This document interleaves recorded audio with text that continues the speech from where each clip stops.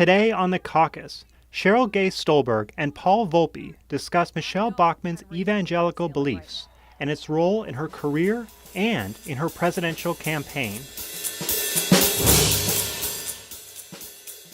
So Cheryl, you've been doing a lot of reporting on Michele Bachmann, how she rose through Minnesota political circles by focusing a lot on social issues. But on the campaign trail right now, as she runs for president, we're not seeing a lot of that.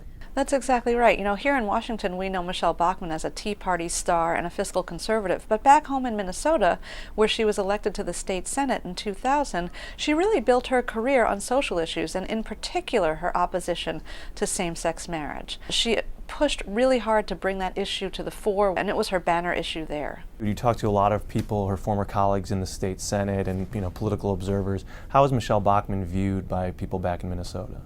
I would say people in Minnesota either love her or hate her. She's very divisive. But I will say this, I think almost everybody in Minnesota looks at her with a kind of admiration, either grudging or genuine, at her incredible ability to seize on an issue, use it to rally her base, to speak publicly about it. She's very dynamic, and to sort of take that issue and basically circumvent the party establishment and make it her own, which is exactly what we've seen her do here in Washington. She's kind of gone around the establishment and she's become the star.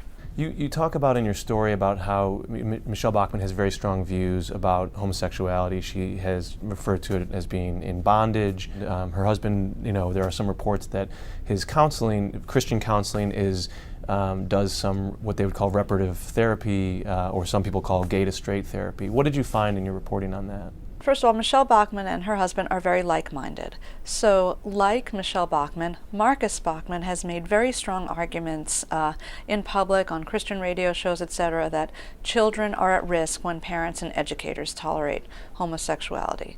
The questions that have been swirling around Marcus Bachmann are about whether or not he practices so-called reparative therapy. This is extremely controversial, and he himself has said that his clinic would offer such counseling if a client asked for it.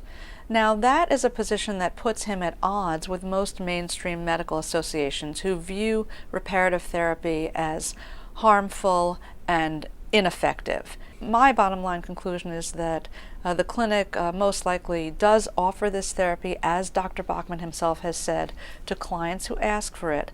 But my sense is it's probably not the bulk of their business. How do you think that this will play with voters as Michele Bachmann, as the presidential campaign gets going?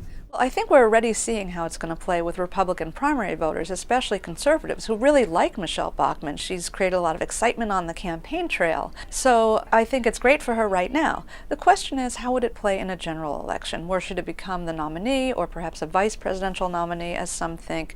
How divisive will she be? Because just as Minnesotans either love her or hate her, I suspect that in a general election campaign, Americans would either love her or hate her. So I guess the question at the end of the day is which side loves or hates more.